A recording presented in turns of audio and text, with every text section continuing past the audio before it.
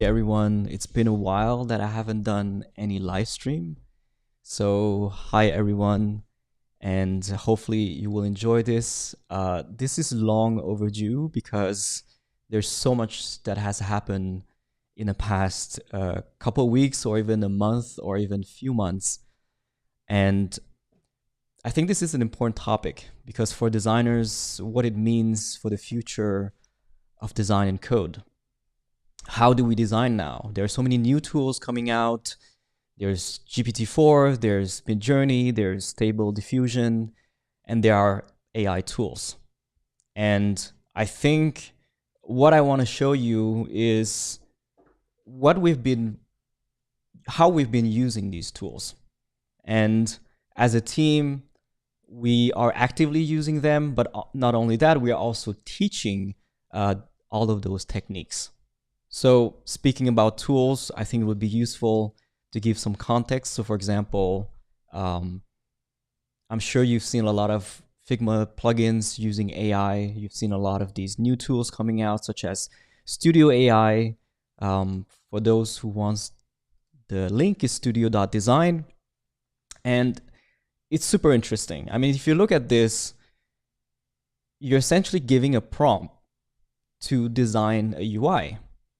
And then you edit it, you collaborate, just like in Figma, but everything happens so fast, and you don't have to worry so much about working through every single detail, such as the imaging, the vectoring, it's more high level. I think designers are getting more and more high level as we're working with AI. And this is one of the interesting tools. And more tools are using AI, such as, UI wizard. I don't know how UI wizard, I guess, but you can see they're using AI to design as an assistant. I'm sure you've heard about Genius from Jordan. This is an upcoming design tool for Figma that allows you to have an AI assistant directly in Figma. So we're all watching the landscape change. But what is in front of us right now is what I want to discuss, right? So Midjourney. How do we use Midjourney to design UI? And most importantly, how do we use it to inspire the future of user interface? And I think that's an important question because just like the way technology has changed, architecture has changed, like traditional media such as painting and illustrations and drawings.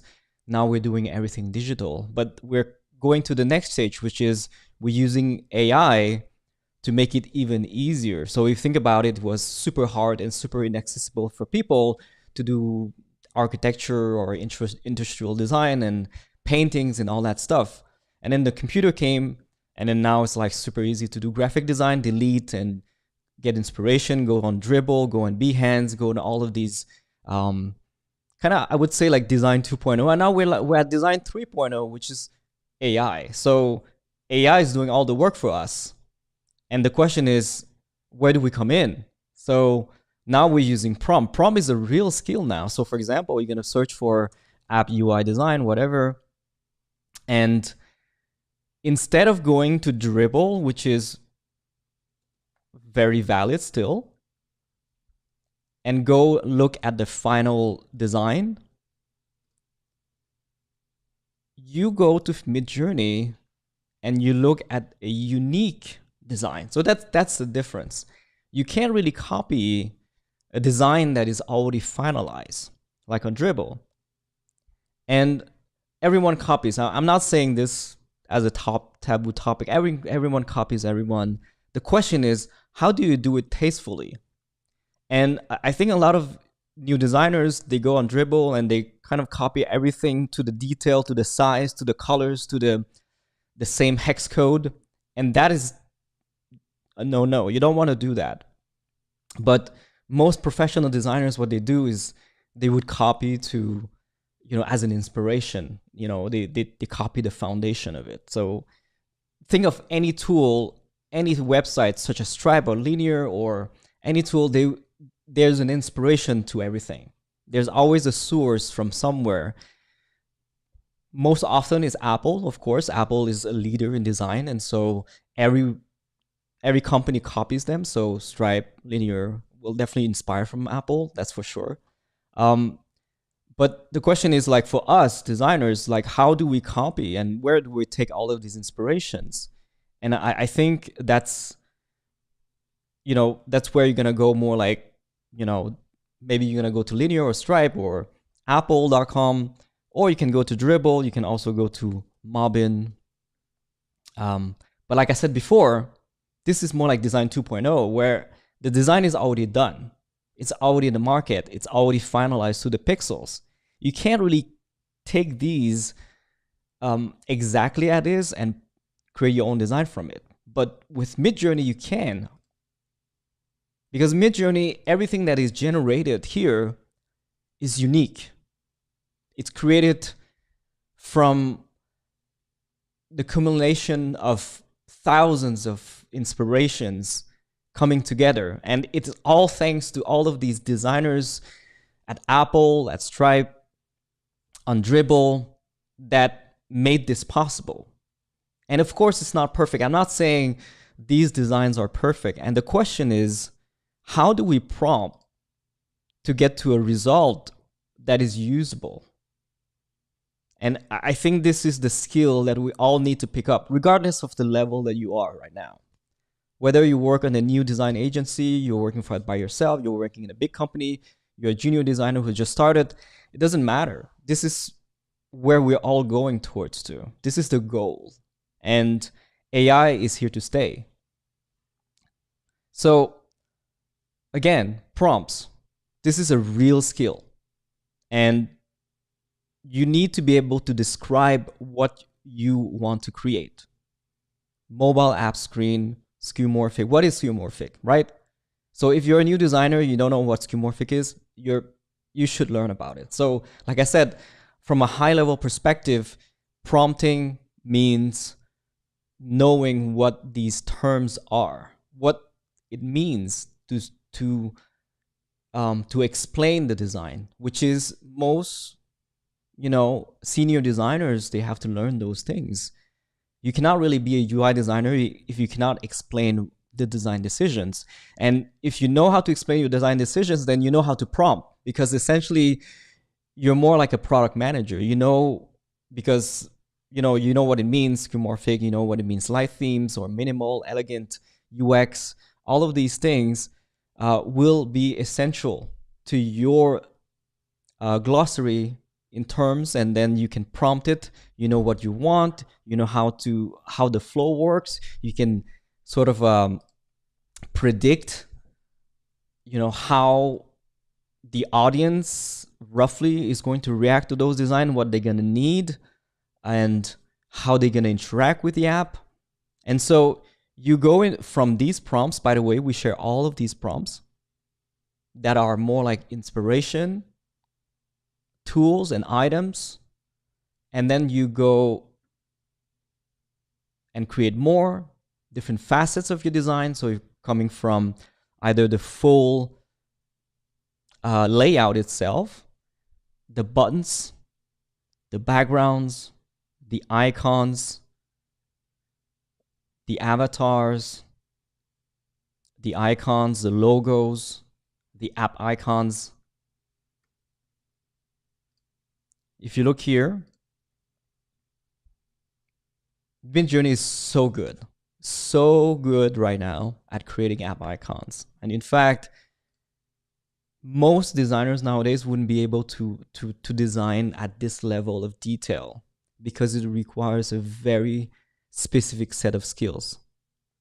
And sure, it's not perfect. A good designer would be able to take this, turn this into a vector. Like we will be able to make sure that all of these shapes are perfect, rounded. You follow a system of circles and so on. There are many guidelines that most senior designers understand. But the execution level, where you move the basic curves and all of these things, you don't have to do that anymore if you choose to. Of course, you can still do it, but you don't have to master that skill. You just need to have a good amount of knowledge and understanding of the field so that you can generate all of these icons. You know, we have all of these prompts for you, these backgrounds and vectors, which Midjourney excels at, these gradients, these logos, really cool concept. Again, these are the prompts, that's it. And for those who are curious, this is our new Discord channel. It's just discord.gg/designcode if you want to join.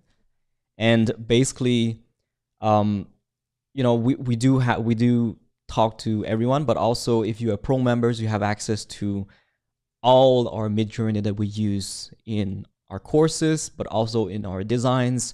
So this is tremendously helpful if you're new. But you can see so many of these prompts and so many of these inspirations that generate such a cool result that you can use and experiment with it. But not just that, these are unique, and that's the key word. This is what is different from Dribble or Behance, is that you're not taking someone's work, you're taking an inspiration, you're taking something that is unique. And every time that you generate these prompts, it generates a unique result. So let's give it a try. I'm just going to refresh this. It's going to generate new variation. I can also upsize each one of these. I can create more variations. But generally, you want to use this little refresh icon to create more, because the variations themselves are very limited in the scope. So for example, it's going to look very similar to whatever you choose. So I like to use the refresh icon. It's going to give me completely different result, but within the same prompt. But you can see we're using all of these to create the new designs, such as this. And then as a designer, you have to be able to put everything together, right? And you have to know how to work with each of those elements, such as the icons, the backgrounds.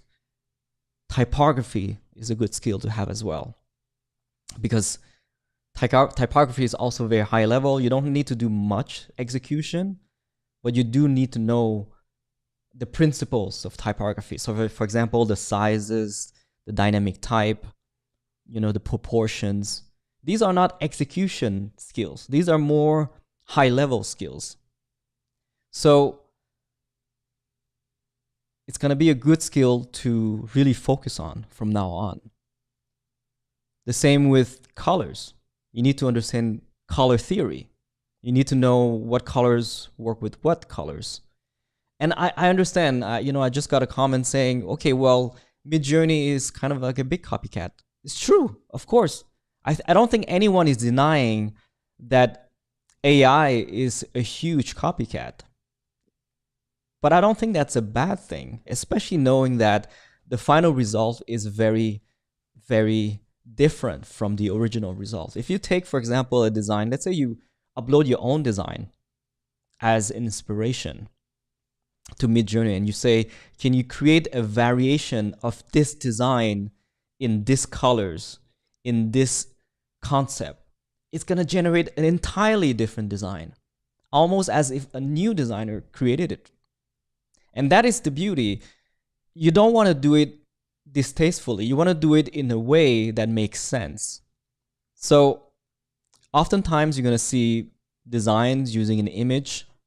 I can't find an example right now, but you can definitely do that. It's very easy. Just drag and drop the image to here, and then you're going to copy the link, and then you put to imagine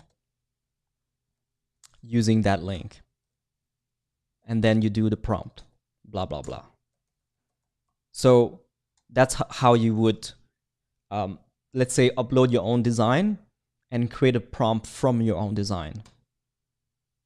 So, and those who say that AI are the first to be copycats, that's wrong. I mean, we've been copying since since forever. I mean, this is not a new concept. Everyone copies everyone, regardless if AI is coming into play or not. I mean, I don't know if you look at, knockoff of AirPods or MacBooks, or like either you do it honestly or do you do it dishonestly. The question is, how do we make better design? I think that is the better question. How do we make better designs? And how do we solve problems? Because that's the main issue here, right? And I'm also going to try to answer questions. So version 4 is better than version 5 for interfaces. Well, that's a good question. So version 5 is definitely better at realism. So for example, for photos and elements such as, hands and eyes and stuff like that, V5 is very good at that. But at the same time, you have to understand that V5 is newer, meaning that it hasn't had the chance to be as mature for other things such as user interface. So it is entirely possible that yes, V4 is going to do a better job at generating UI for that. So another question, is it worth it to pay? I'm guessing for Midjourney, absolutely. I mean, if you think about it, an app icon using this here usually would cost you in the range of $500 for like a good designer. I'm not saying, of course you can go to Canva, whatever, like freelance things, and you try your luck. But typically, if you find a good designer, a good designer that you respect, you're going to go to them, you're going to ask them for an app icon. They're going to charge you in the range of 500 to maybe 2,000 or more, depending if you're a company, what kind of project, what kind of investment that you have, and funding. But yes, that's roughly the range. So when you compare that to the price of Midjourney, which is about $20 a month or $30 a month, and you can generate as many as you want, but also this can help you when you go to those designers and say, this is roughly the concept that I want my designer to create. At least you have a direction, because one of the biggest problems with going to work with designers and developers is knowing what you want and knowing the direction and trying out and doing a lot of trials and errors. If you get that out of the way, then you can save yourself 20 hours, 50 hours, 100 hours from a project. So that's why Midjourney is useful. That's why ChatGPT is useful, right?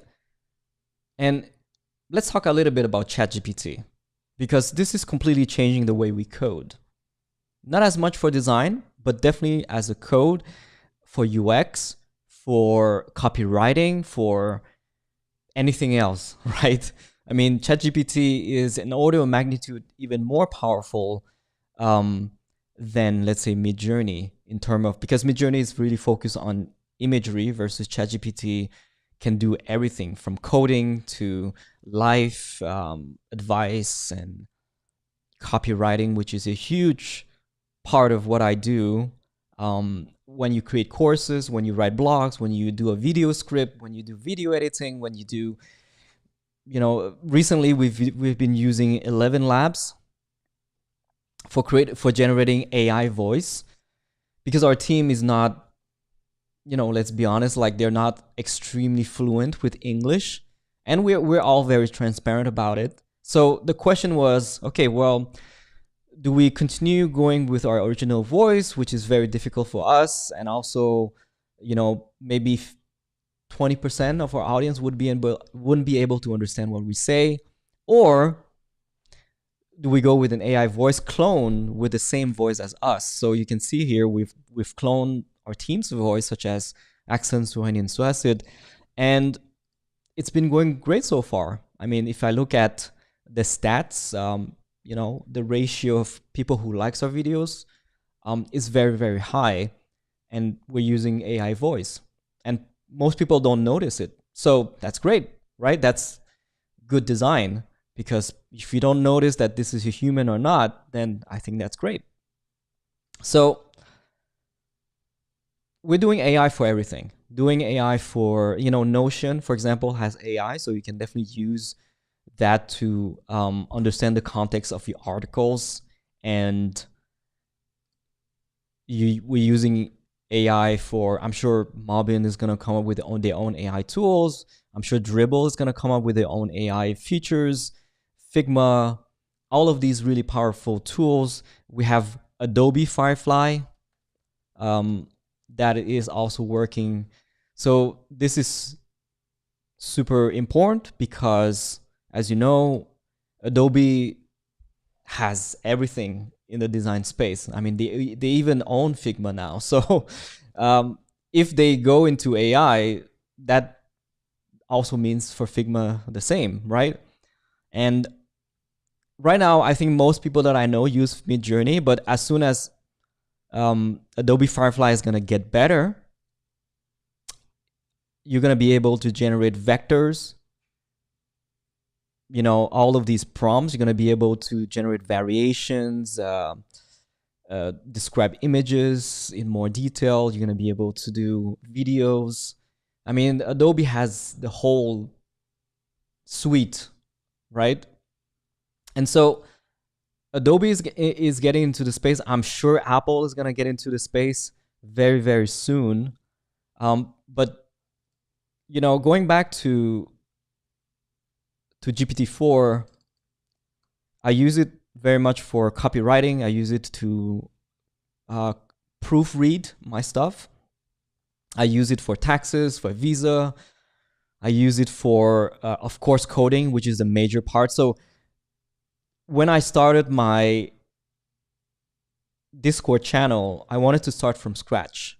And one of the things that I wanted to do was to be able to train a chatbot using OpenAI to be able to answer questions trained from my courses, from my content. So you can see I've been experimenting a lot, training the UI, the chatbot to be able to answer questions specific to my courses, to the new content, because as you know, ChatGPT is only trained up until 2021. And so, or 2022, depending on what version. And so you have to train it to understand the context of like new things, such as, okay, how do you create, a canvas, or how do you create a bottom sheet using presentation detents? This is only available since last year. And so you have to train your bot for it. And you can imagine that you can, like most companies are going to have their own bots, like in terms of Discord, Slack and all that stuff, but also answering questions for customer support. You can be able to train, how to refund customers, how to answer questions, how to, do FAQs. So really, really powerful. And the question, how do you do that? Well, you use GPT-4, right? As you can see here, I've been using GPT-4. I created my own course and learning Python along the way. I've never done Python before. It's only after using GPT-4 that I started learning Python, because usually you don't really want to learn all of these frameworks. It takes a lot of time, a lot of energy, a lot of mental focus. And I think that's the biggest cost for me, is the mental focus to learn something new. It's not that, oh, I cannot learn Python in a weekend. Of course I can. But if I do that, it's going to take away all my attention that I was supposed to do, like a new course or a new video. But now with ChatGPT, I can just ask, how do you do this? How do you create a chatbot using OpenAI? How, all of these new courses, how do you create these particle effects using GPT? I've been sharing a lot of those on Twitter. If you haven't seen, like a Discord bot, I would never have learned that without GPT-4. I would never have learned how to create a Figma plugin, which I released, by the way. So Figma plugins, Figma plugin AI upscaler. Yeah, you know, I released this in a weekend. Never done a Figma plugin before. And the one that we did before was angle mockups, but that was done by the team. I didn't have, you know, I did sort of like the UX and the design and the QA. But in terms of me doing all by myself, this is the first time I'm doing a Figma plugin all by myself, and learning Python along the way, learning how to, you know, deploy to Heroku, to Google Cloud functions and all that stuff. And I would never be able to, well, I would never be able to do that within the time frame and the mental focus required to do that without GPT-4. And so this is a huge thing. For developers, you can essentially learn anything that is new and cool, and the things that you always dream of doing that you never thought that you have time for. And here we use the Replicate API, which is awesome. If you're a developer, you can look at all of these APIs that are using Stable Diffusion, and you can take a video, turn and extract the audio, for example. You can take a prompt and generate images. You can upscale images. You can, there's so many of these, like scripts and models from Hugging Face, and there's just so much happening that I would take forever just to list all of them. But hopefully, I think the point of this video is to kind of give you a general overview of what's happening and what has affected my personal workflow. But definitely explore as a developer, you know, this Replicate API. A lot of people building new products are using this API.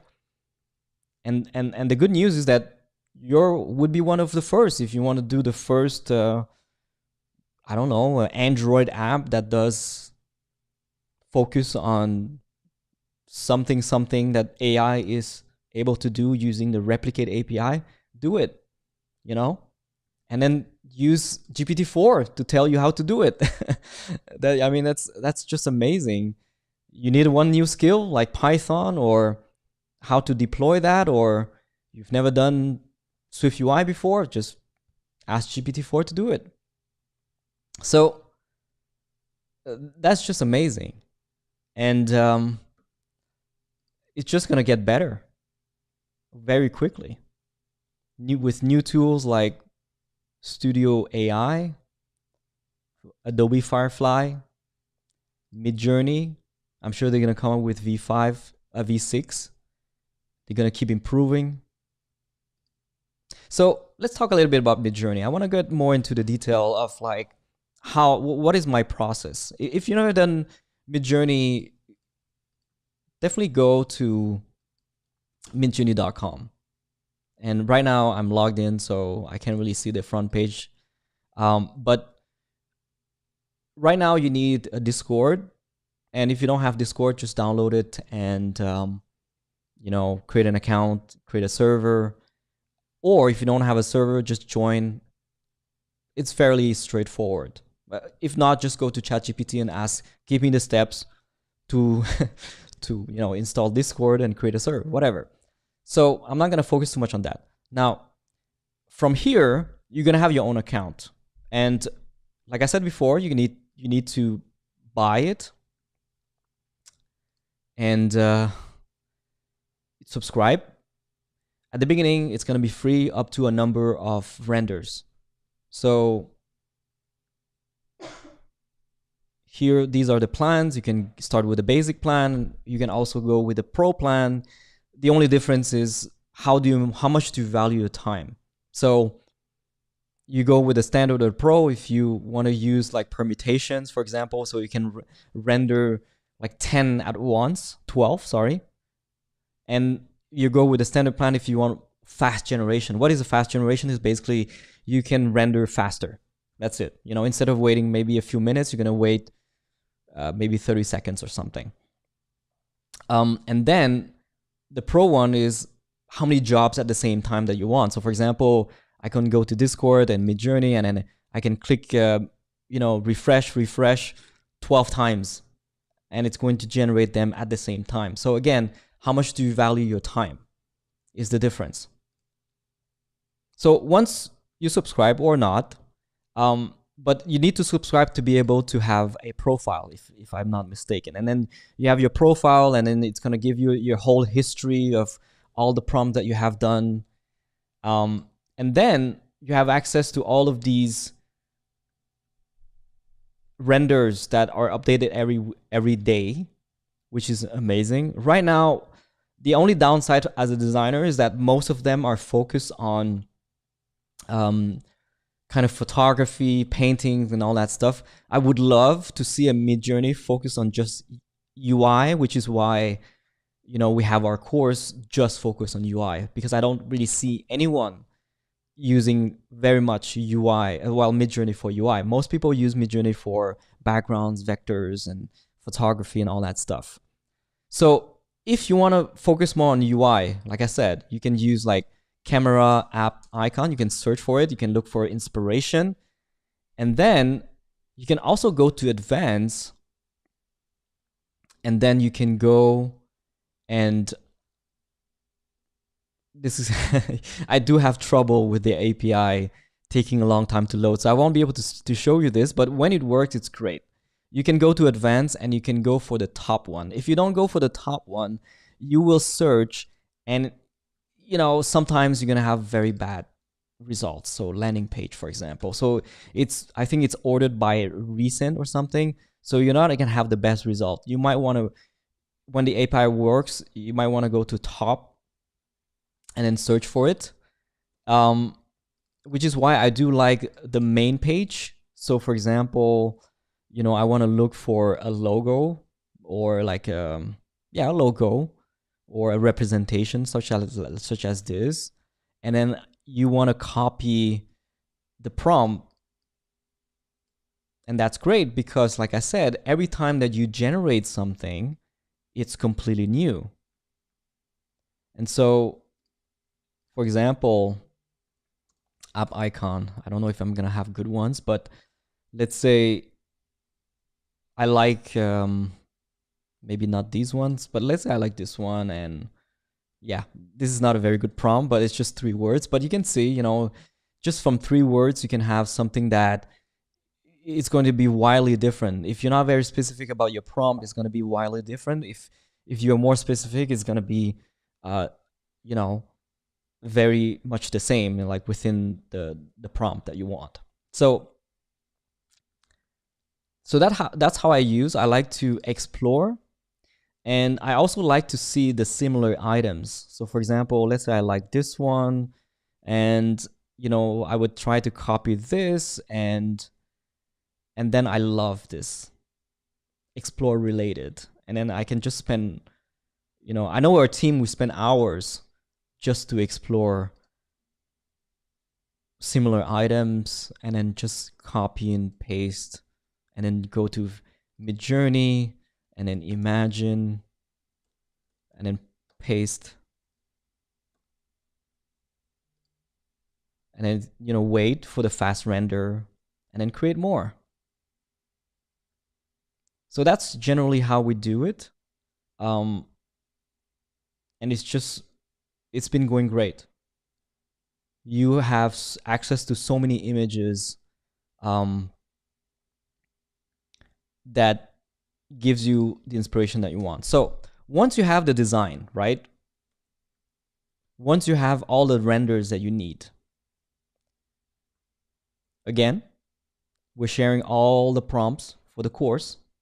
If for those who are not aware, we do have course, and we've been working around the clock on these courses. Mine is more using GPT-4, so on the coding side and building apps with animations, we already have 4 hours. And the design team, they're working on design and prototype apps with Midjourney, so we already have about 2.5 hours. And we're going to go and explore more and more. So this is the new design that we're working on that will explore more the web app, the web UI side. And these are the prompts that are shared. So we like to build realistic designs. Most courses, they don't really focus on designing something real. But we do. We spend a lot of time creating final designs, and we review and we try to make it better. So logos, image, backgrounds, buttons, vector logos. And then let's look at the final result. Now from this, I think the prompt, I'm not sure if we have it. We did use a layout for inspiring that. I just need to find it. It was supposed to be here. It is in my last video on YouTube. But let me see if I can find it. But we did generate a UI for that. But if not, you know, any of these UI would do fine. But like I said, most UIs have roughly the same structure. And another thing that a lot of designers don't do is the presentation part, which I think Midjourney is very, very good at, is the presentation. And I understand that. I understand how difficult it is to create a good presentation. But that's the real skill. It's so important. Without presentation, you cannot convince anyone. You cannot, like, presentation for designers like marketing for a founder. If you don't have marketing, your product is very unlikely to be successful. So presentation, Midjourney is very, very good at presentation. That's why most of the renders that we create using Midjourney, they have this wow effect. It seems that they have mastered these play with colors and contrast and complementary colors and all that stuff. I mean, if you look at this, it's hard to not like it. Regardless if you're new to design or if you're a senior, sure, you can kind of like say, oh yeah, it's not, you know, these details doesn't make too much sense, sure. But if you look at it from a bird's eye view, it's very hard to say that you don't like it. Unless it's, you know, you generate something completely out of, you know, what makes sense. And that's why I'm saying, you know, like presentation is good. And when you have presentation that is good, it's going to help you so much when you're going to be tweeting, when you're going to be creating a landing page, when you're going to be presenting slides in your deck for your team and convincing the stakeholders in your company to go with your design. If you don't have good presentation, you're losing 50% of the battle. So when I say presentation, I mean like just put the layout within a frame and put a bit of drop shadow and maybe a little bit of background colors and a little bit of, you know, a little bit of typography, a little bit of agency with elements. I mean, if you look at Behance and Dribble, they're all about presentation. Sometimes the design is not that good, but the presentation is number one. So the question is, how do you do it? Right? How do you stand out from the crowd? I mean, I'm not here to criticize anyone's work, but if I don't have a presentation here, I think it would look very different.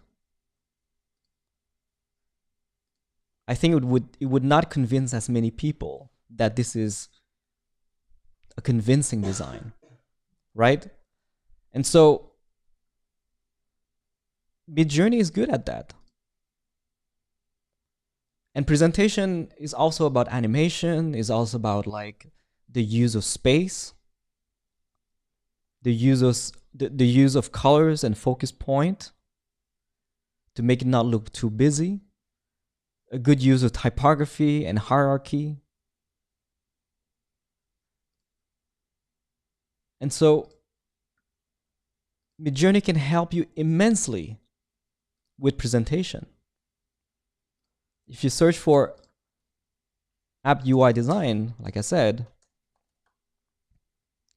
most of the designs are not very good, but the presentation is good, right? Like they put these two together and they put like a background color that contrasts well with the UI itself. They put a drop shadow, and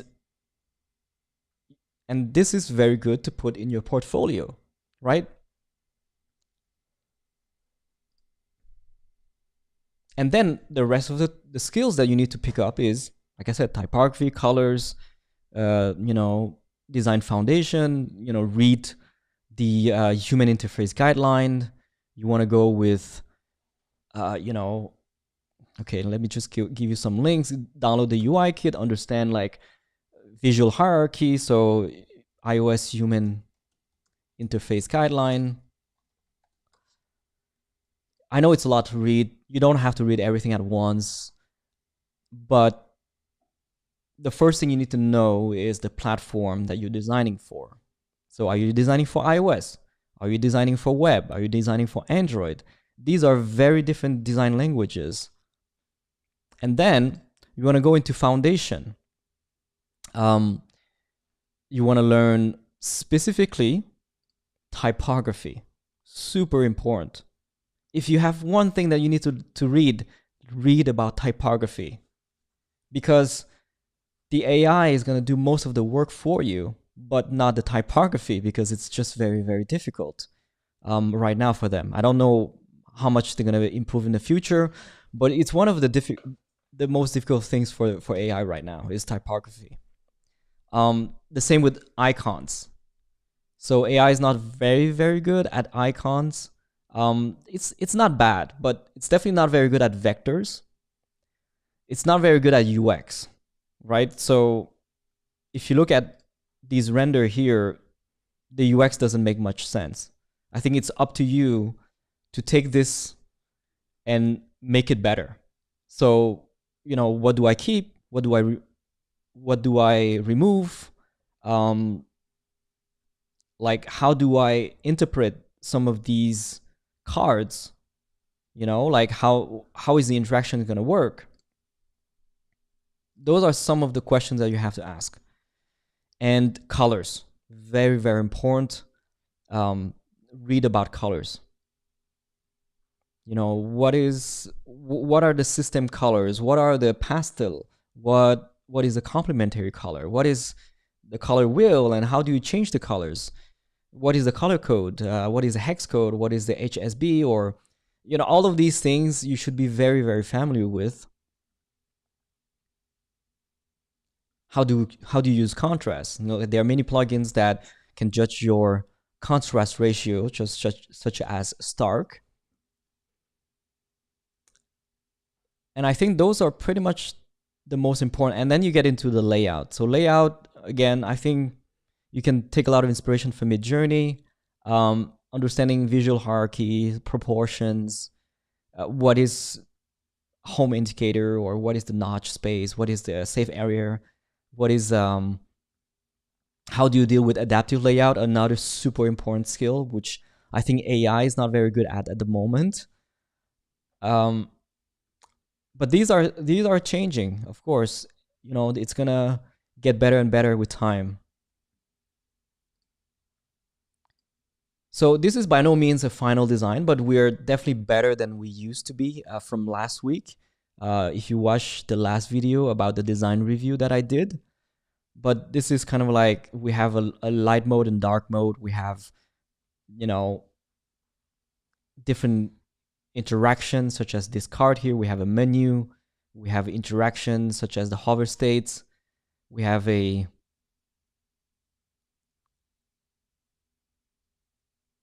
so this is from last week. And we have multiple pages. This is a little bit more final, fix some of the issues that we had last week, such as the icons that we had and the visual hierarchy, and then some of the problems that we had with the elements. So the login, again, before, right? And then after. Before, you don't have the images. So let me just save this and zoom in. Okay, actually I can just zoom in this one. This is a bitmap. It's not layered, right?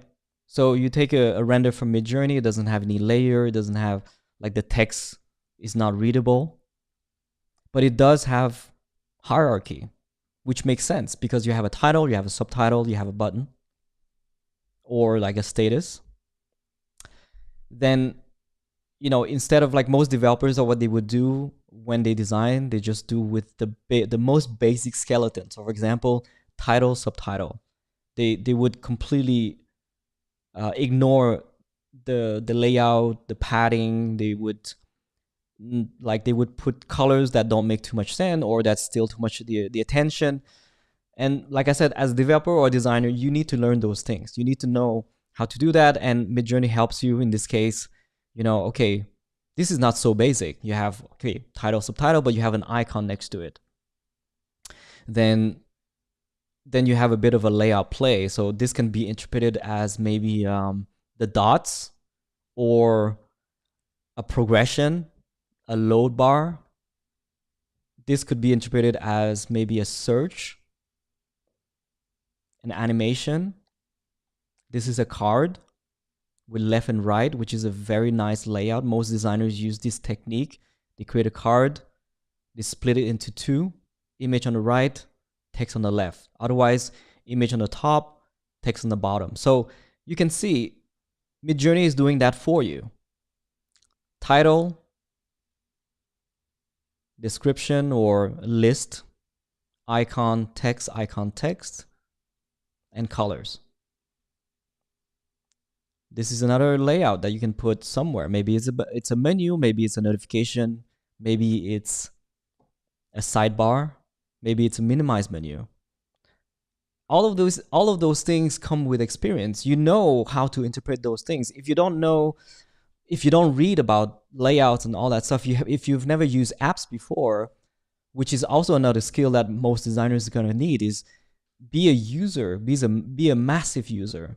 Use every app that you can find. Go into the detail, download your favorite apps, and look for every single element, analyze everything.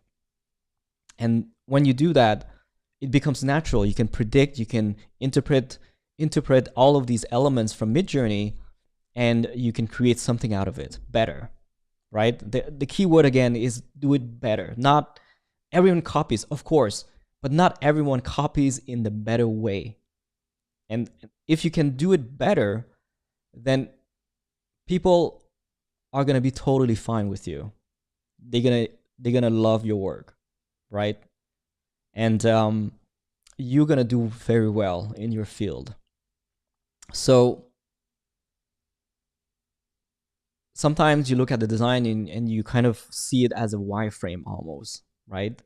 And you know, image, layout split into two, menu, and you can sort of like see this as a layout that can slide from the right, and maybe a close button. So like I said, practice, analyze, search, get as many inspiration, execute as much as possible, and then work on all of these facets of design to get better at typography, colors, and presentation. Super important. A lot of designers, they don't care too much about presentation, but that's what makes or break a design, or make or break a product. It's the ultimate marketing. I mean, if you have a good design presentation, you can post it on Twitter, and you're gonna get a lot more ratio of like, because at the end of the day, you know, most designers, they think, okay, well, you have to be popular to have popular tweets, but that's not right. I don't agree with that. In fact, if you master presentation, and if you have a good initial push, you can really get popular very quickly. And a lot, you know, I've seen a lot of designers who've just maybe started this year or last year, they're already like at the top of their game on Twitter. And that's all about presentation. It's all about the way you write, about the way you present yourself. And yes, it's about your prompt, you know, like prompting is all about that. It's just a very concise. And I also like to think about prompting as the future of coding, right? Because think about it. You know, I did one part here where, you know, I did this card, and look at this. This is my prompt. Okay. Create a card 360 by 240, padding 30, corner radius 30, right? You know, gradient, hex code to hex code, another outline gradient, the content, and this is the text. I mean, look at this. This generate an actual layout with this much code. So this is like coding, but using natural language. And you're generating something that is functional in code. It's not a bitmap. It's actually layered. You know, when you say code, it means that you have the ultimate power to do whatever you want with it. And that's why code is always relevant. No matter how many people say no code tools is going to be the future, well, if no code tools is only a fraction of the power of code tools, there will always be a place for code tools, right? If GPT-4 use code, then code has relevance in the future. I mean, I don't see GPT-4 using no-code tools, right? And yet there are hundreds of millions, I don't know what is the latest number, but definitely a lot, at least 100 million users on GPT using this to prompt and to code and to debug and all that stuff. So the relevance of coding is very much there. Now the question is, how do you code nowadays? How do you design nowadays? And yeah, this is one way to do it. I'm sure it's going to get better and better, but you can see that from this prompt, I'm generating this much code that has the ultimate power and flexibility. And I can go more and more and deeper and create a full app that is completely custom to my needs.